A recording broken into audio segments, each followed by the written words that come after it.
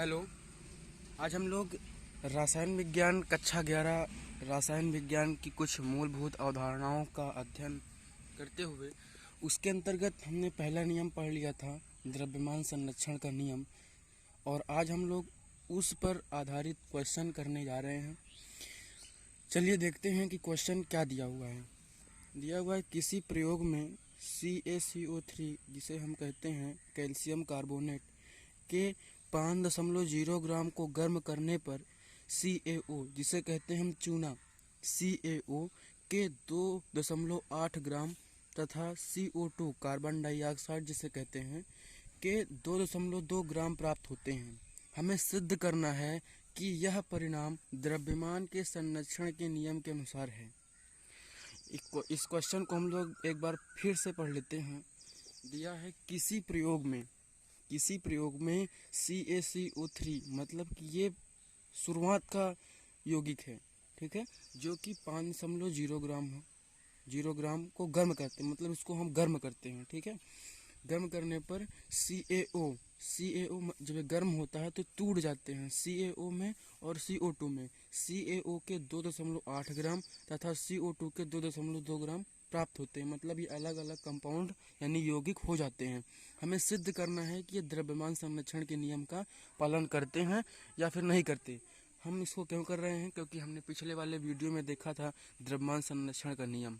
चलिए क्वेश्चन को देखते हैं, शुरुआत करते हैं हल करना।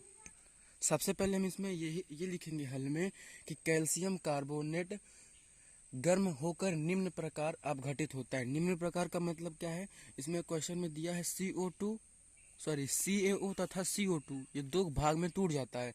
तो हम यहाँ पर एक अपनी भाषा लिखेंगे कि कैल्शियम कार्बोनेट गर्म होकर निम्न प्रकार अपघटित होता है। कैल्शियम कार्बोनेट गर्म होकर निम्न प्रकार अपघटित होता है। तो हम सबसे पहले ये यौगिक लिख लेते हैं CaCO3। जब इसको हम गर्म करते हैं, क्योंकि यहाँ पर क्योंकि क्वेश्चन में दिया हुआ है ना कि हम इसको गर्म करते हैं, तो हम ये भी यहाँ पर क्वेश्चन के अनुसार चलेंगे। ये दिखा दिए कि गर्म होकर के इधर क्या बनेगा, ठीक है। इसको हम गर्म कर रहे हैं। गर्म करने का निशान चिन्ह जो होता है वो डेल्टा होता है, ठीक। अब जो CaCO3 है शुरुआत में कितना है? 5.0 ग्राम, ठीक है। जब हम इसको गर्म करते हैं तो क्वेश्चन में दिया हुआ है कि दो भागों में टूट जाता है। पहला भाग होता है CaO जो कि 2.8 ग्राम है, तथा दूसरा भाग जो है CO2 जो कि 2.2 ग्राम है। तो हम इसको लिख लेते हैं। ये दो कंपाउंड मतलब दो यौगिक बन गए CaO प्लस CO2। इसको कहते हैं हम चूना और इसको कहते हैं कार्बन डाइऑक्साइड, ठीक है। और ये कितना दिया हुआ है क्वेश्चन में? CaO 2.8 ग्राम, ठीक है। तो यहाँ लिख देते हैं।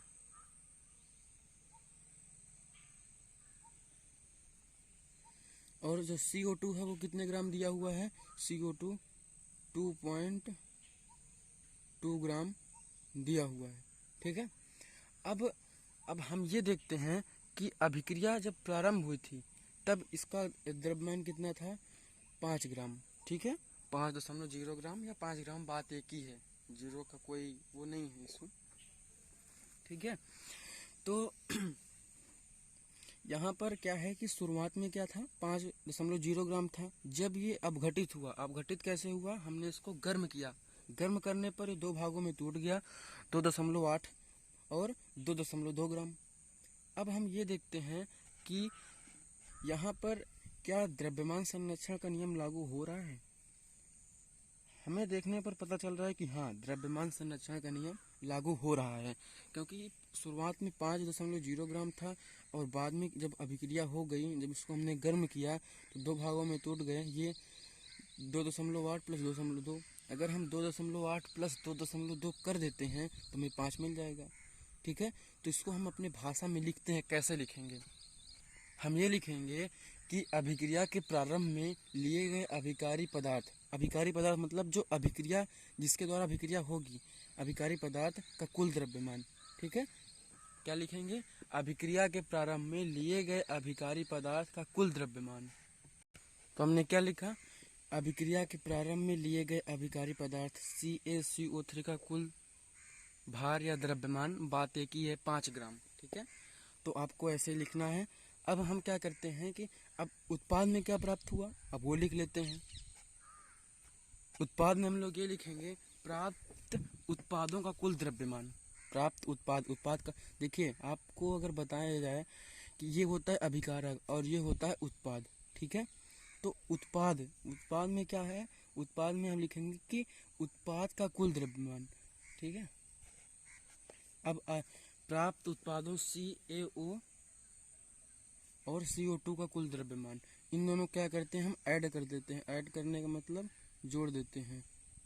CO2 बराबर कितना है इसका द्रव्यमान, 2.8 प्लस 2.2। अगर दोनों को जोड़ेंगे तो यह आ जाएगा 5 ग्राम, 5.0 ग्राम। ठीक है, तो इससे ये निष्कर्ष निकलता है कि हमारा जो नियम है ये द्रव्यमान संरक्षण के नियम का पालन कर रहा है। तो हम पूरा ये प्रश्न का निचोड़ जो नीचे क्या लिखेंगे, हम ये जो पूरा प्रश्न कर लिए हैं इसको नीचे किस भाषा में लिखेंगे वो लिखते हैं। हम ये लिखेंगे, अतः अभिकारी पदार्थ का कुल द्रव्यमान अभिक्रिया के उपरांत प्राप्त उत्पादों का कुल द्रव्यमान बराबर है। इससे स्पष्ट होता है कि यह द्रव्यमान संरक्षण के नियम का पालन करता है। इसको लिख लेते हैं। तो अभिकारी पदार्थ मतलब कि जो ये अभिक्रिया है जिसके द्वारा अभिक्रिया हो रही है, अगर यही नहीं होता तो अभिक्रिया होती ही ना। तो अभिकारी पदार्थ, पदार्थ का मतलब इसमें कुछ द्रव्यमान हो।